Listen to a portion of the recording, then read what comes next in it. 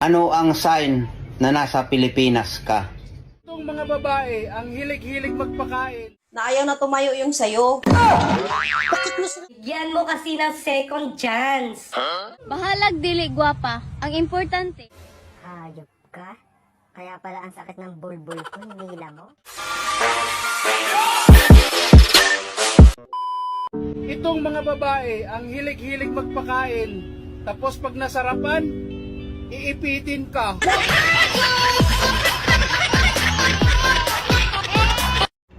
Ang mga feeling magaganda, lumilingon. Ang ganda mo, hindi mo kitamis, nakakainis kasi Ang tawag dyan, pilingon.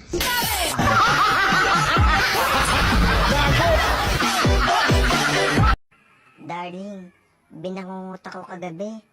Mahuhulog na daw ako sa bangin. Buti na lang nakakapit ako sa damo. Hayop ka? Kaya pala ang sakit ng bulbul ko, hinihila mo? Bahalag dili gwapa. Ang importante, mabilin sa balay. Mao ganing ibilin ka sa balay, kay dili ka gwapa. De paano kung makulong ang magaganda? Huwag mo akong tinatakot. Dahil kung kapalit ng pagiging maganda ang makulong, handa ako.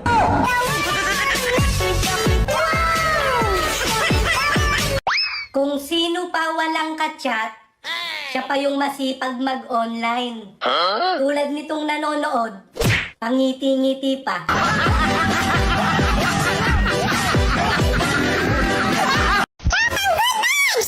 Alam mo, be, ang pagmamahal ko sa'yo, parang iniipon ko sa bangko.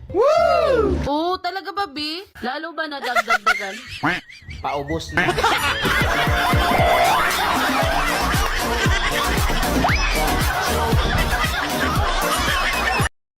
Ay, excuse me ha. Meron ako kayo bukod sa mahinang pandinig? Meron po. Ah, wala. Sige, thank you. Ma'am, yun ka kanina pineapple pa ako ng asa nyo. pasensya ka na ha. Mahilig lang kasi yan talaga sa mga pangit eh. Ganun ba po ba? Kaya pala sa inyo nakatira? Grabe ang panahon. Umalis kang kaakit-akit. Wow. Umuwi kang malagkit. Hanggang kailan mo ko balak iwasan? Eh, sino ba namang hindi iiwas sa'yo, Day? Bakit dahil di ka namasaya sa akin? Dati yun, Day. Masaya ako sa'yo, Day. Pero ngayon parang hindi na. Pinagsawaan mo na ako? Sino bang hindi magsawa sa'yo, Day, ha? Gusto mo kasi gabi-gabi mo ipangat-ngat sa akin yung paksyo mong tilapia. Okay lang sana kung pinirito yan.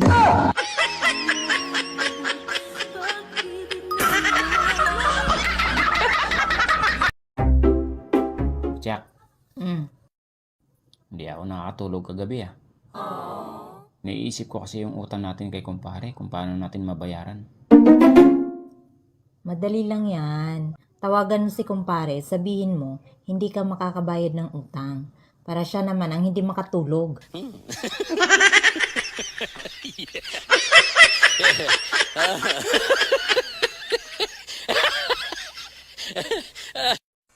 Bakit hindi na pumunta dito yung kumari mo sa bahay? Dati naman, pagdating niya galing abroad, excited na kagad pumunta dito sa bahay. Ewan ko ba nun? Biniro ko lang, ayaw na pumunta dito. Bakit? Ano ba sinabi mo? Sinabi ko lang naman na ayaw na tumayo yung sayo. Bakit mo sinabi? Teka, mukhang duda ako sa inyo eh.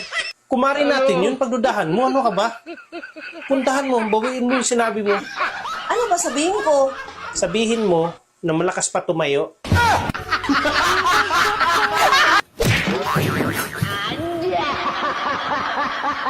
Sa mga babae dyan, payag kayo nun. Si Cinderella nga, hinubad lang yung sandals. Nagka-love life na. Ikaw hinubad mo na lahat. Di ka pa rin nagustuhan. Kahit sino ka ba, mahal kita. Lagi akong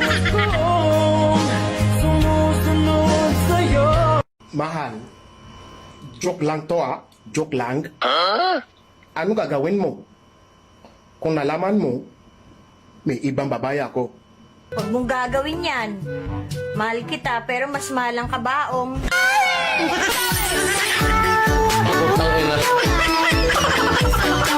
Kung ang 1B ay 1 billion, ang 1M, 1 million, unsa man ang 1K. Oh shit, not good. Sa kakilo?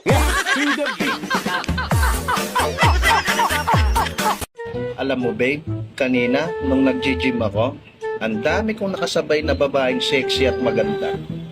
Pero syempre, ikaw pa rin ang nasa isip ko, kaya hindi ko sila pinansin. Wow, talaga babe? Nax, yan ang babe ko, loyal. Anong kulay ng mga shorts nila? Black, blue, pink. Nax, loyal nga. Sa solar system, ano ang kasunod ng Mars? Pautang.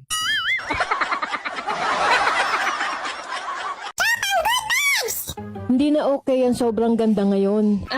Iniiwan. Kaya okay na yung ganito. Simpleng ganda lang. Asan ang ganda? Anong iniiwan? Napag-iiwanan ka na.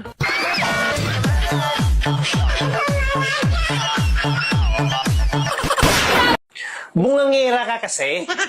Aba, ginaganyan mo na ako ngayon? Noon nung naligaw ka pa lang sa akin, lumuluhod ka pa para lang sagutin kita? Lumuhod? Kailan ba ako lumuhod sa'yo? Bakit hindi ba? Lumuhod ka at nagmakaawa para lang sagutin kita, tapos ngayon ginaganyan mo ko? Sinungaling ka kasi at manluluko pa. Hindi kita niloko. Hindi ko matandaan kung kailan kita niloko. At saka hindi ko ugali yan. Yan ang hirap sa'yo. Hindi mo na alam na nakakapanluko ka na ng kapwa. Sige, kung niloko kita, paano kita niloko? Nung nanligaw ako sa'yo, nagsuot ka ng sobrang sexy. Bagay sa'yo kasi ang laki ng dibdib mo. Oh, saan ang panluloko dun? Dapat nga matuwa ka pa eh.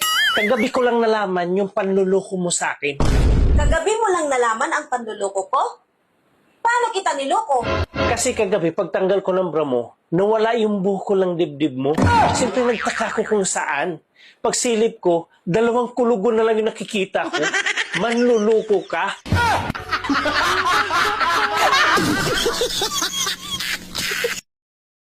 Pumunta pala ako kina mama kanina. Oh, anong ginawa mo doon? Ba't di ka nagpapalam sa akin? Baka may ginawa kang milagro, ha? Milagro agad.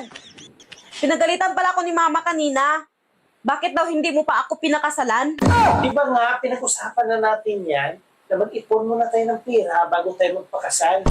Pag hindi mo daw ako pakasalan kaagad, baka daw makakita ka ng babae na mas maganda pa sa akin. At hindi mo na ako pakasalan. Alam mo, pag nagkagusto ako sa babae, hindi ako tumitingin sa itsura. Eh ano pala tinitingnan mo sa babae?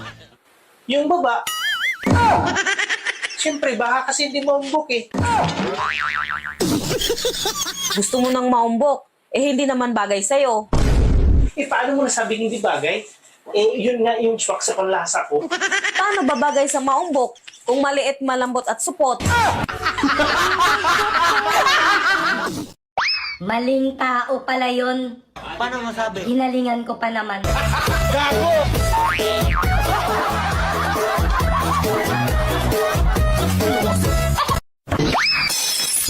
Alam mo, kahit maitim ka, Bakit?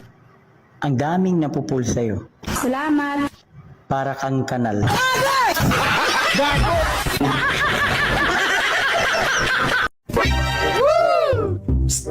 Tara, laro na ulit tayo. Ayoko nang makipaglaro sa'yo. Masakit kang maglaro. Naman, biro ko lang naman yun eh. Biro lang ba yun? Eh, baon na baon.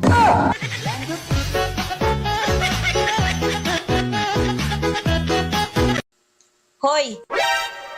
Alam mo, sumusubra ka na. Nang babae ka na naman, ano? Anong nang babae? Wala ah. Naalala mo dati? Nasubrahan ka sa ana-ana? Nagiging makalimutin ka? Pero nung itinigil mo, nawala. Tapos ngayon, bumalik na naman? Kaya hindi ka makapagsinungaling sa akin. Hindi ako nagsisinungaling sa'yo. Wala akong babae, okay? Sige nga, kung wala kang babae, Ano ang pangalan ko? Cherry White. Kita mo?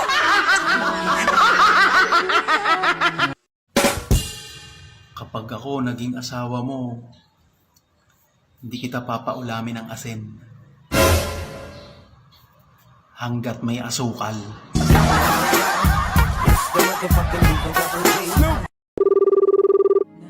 Hello? Hello. Mahal. Tapos na ang kontrata ko. Talaga, mahal? Of course naman, mahal. Mahal, mag-extend ka pa ng kontrata mo. Bakit naman mahal? Inis ko na kayo ng anak natin. Wow. Sorry, mahal. Pero, hindi pa kasi tapos bayaran ang motor ni kumpare.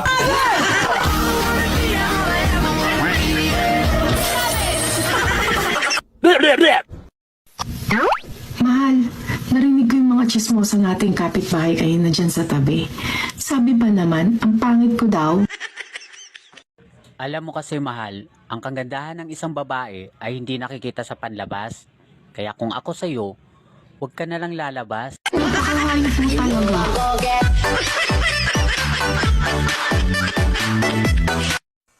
Bakit hindi na pumunta dito yung kumari mo sa bahay? Dati naman, pagdating niya galing abroad, excited na kagad pumunta dito sa bahay. Ewan ko ba nun? Biniro ko lang, ayaw na pumunta dito. Bakit? Ano ba sinabi mo? Sinabi ko lang naman na ayaw na tumayo yung sayo. Bakit mo sinabi? Teka, mukhang duda ako sa inyo eh. Kumari natin yun, pagdudahan mo, ano ka ba? Puntahan mo, bawiin mo yung sinabi mo. Ano ba sabihin ko? Sabihin mo na malakas pa tumayo.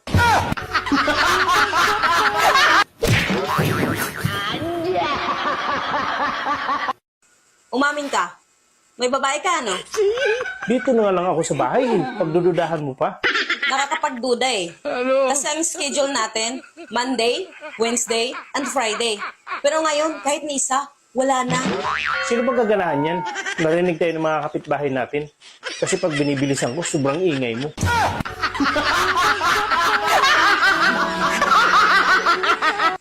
Be, hindi ko na kayang tumira sa bahay na ito.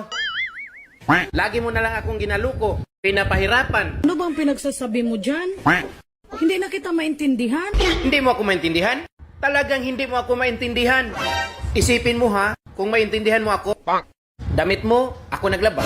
Bra mo, ako rin naglaba. Pati panty mo, ako pa rin naglaba. Tapos sabihin mo sa akin, hindi mo ako naintindihan? Ngayon, mamili ka sa aming dalawa. Kung sinong mahal mo. Ako ba? O si kumpare ko? Gusto mo malaman kung sinong pipiliin ko sa inyong dalawa? Oh. Siyempre, si pare mo. Stop it!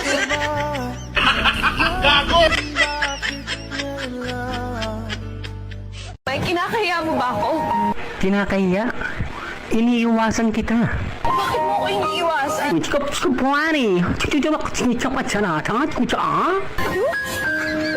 Anong ibig sabihin nun?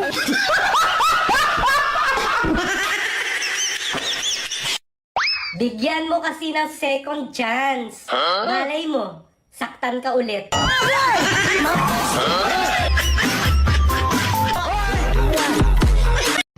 Ano ang sign na nasa Pilipinas ka?